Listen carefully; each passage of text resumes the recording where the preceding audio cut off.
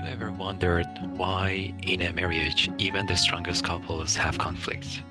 Or why some couples just don't know how to fight right and keep repeating the same pattern?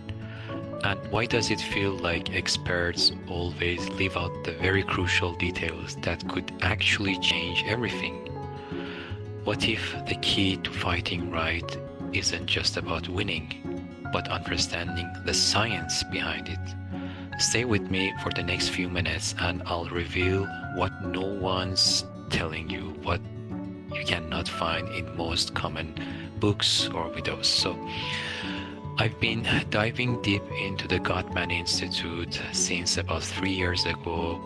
One of my first direct exposures with them was through podcasts that they were creating. They were very short podcasts aimed to be about 5 minutes, and they were basically sharing their research on marriage and relationships. And I kept just listening to their 5-minute podcast episodes on a very regular basis. But it wasn't until I really felt the need to basically dive deeper into the content that I found their book called 8 Dates. Yes, you heard it right. It's called 8 Dates. I'm sorry, it's not the type of date that romantically we would expect, and sorry if that's a spoiler. Basically, each of those 8 dates talks and elaborates on a certain aspect regarding relationships and marriages. And by the way, this is just way beyond marriages. It's about communication and relationship of any sort. This is a specific takeaway that I just want to share with you, and I am almost positive that it can be very beneficial, as it has been the most memorable takeaway from that book personally for myself. So I found their books 8 Days that I really stumbled upon something game-changing in that book, as I mentioned. This book is based on years and years of scientific data and marriage studies, and offers very practical research-backed method for navigating conflicts, something that I had always been curious about. This question basically, that can data-based science actually work in love and marriage? And you'll see that indeed it does, and how it does by the end of this video. One of the things that I explore on this channel is connecting different fields. By the way, my name is Sohail, and since I've started this channel, my aim has been to share specific takeaways from the books that I have really enjoyed and I have already recommended to my loved ones. And I'm hoping that those things that has been resonating with me and have come handy for me in my life most probably can be beneficial for others. And that's one of the primary reasons that I am sharing this, talking to my dear friends here. So how can psychology and spirituality meet data and materiality? Marriage, relationships, communications, they all seem like emotional, intangible subjects. But what if we could apply data and science to better understand these deeply human experiences? That's exactly what the Gottman Institute's research does, and the results most probably will blow your mind. So here's the big question: what's the right way to fight basically in a relationship? Do we just have to let things slide and just hope for the best? Or is there really a better way to navigate conflict? Something more productive, something with a clear structure or a template maybe? And here's the surprise. There is, in fact, a scientifically proven 3-step approach that's guaranteed to change how you view conflict forever. It's not about winning, it's not about feeding our egos basically in an argument, but rather it's about understanding in the first place your own emotions, and then second your partner's emotion, what's going on basically underneath it. I'll share that 3-step model with you in just a bit.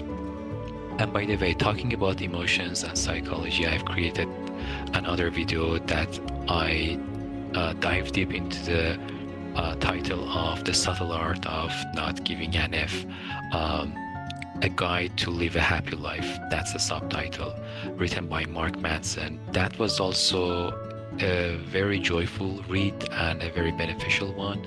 If you have not, you can check that one as well. I think and I hope you will find some very useful material over there too.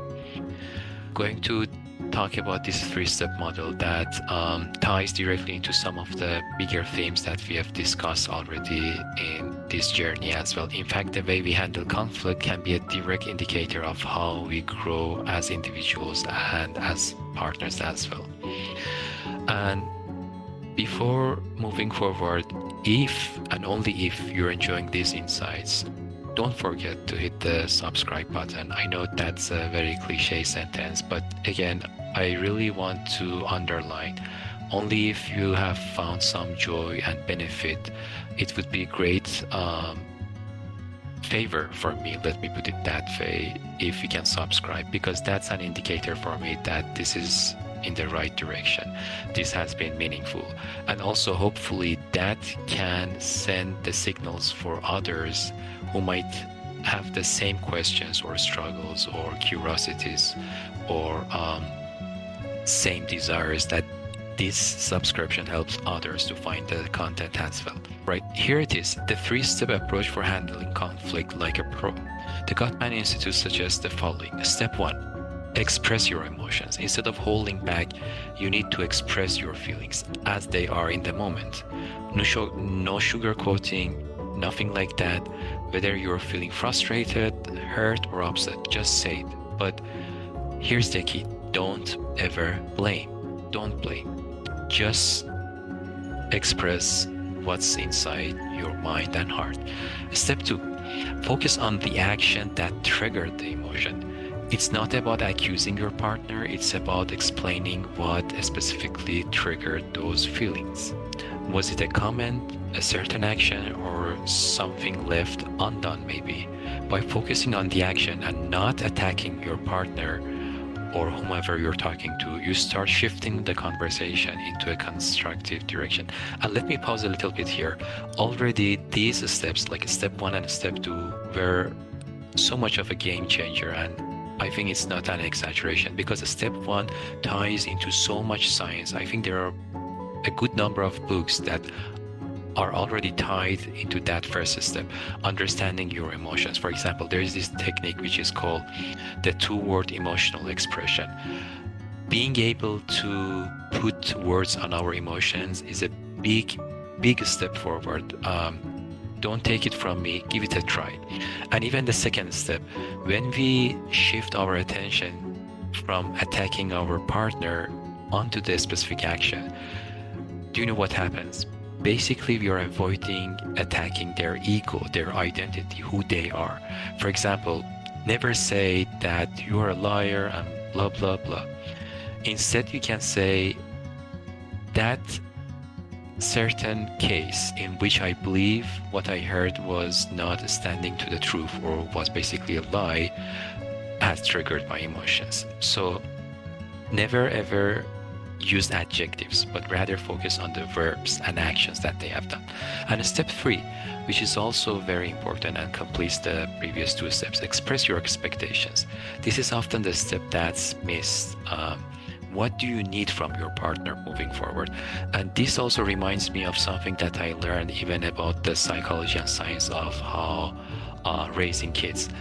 If you say angrily to your 3-year-old, I think 3-year-old is very early, but maybe to your 6-year-old boy or girl, go and just clean up your room, he or she is left with confusion. What does that exactly mean? But instead, if you can express, what I want you to do is to put your toys back in the basket and I want you to make your bed, it's much more clear. So here we have the same dynamic.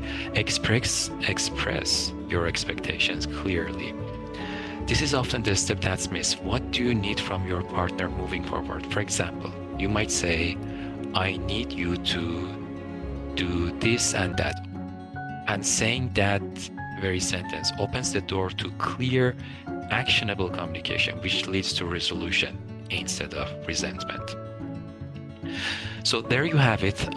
These 3 steps might seem simple, but believe me, they are truly game changers. But the more important part is that they are based on years and years of uh, very valuable faculties.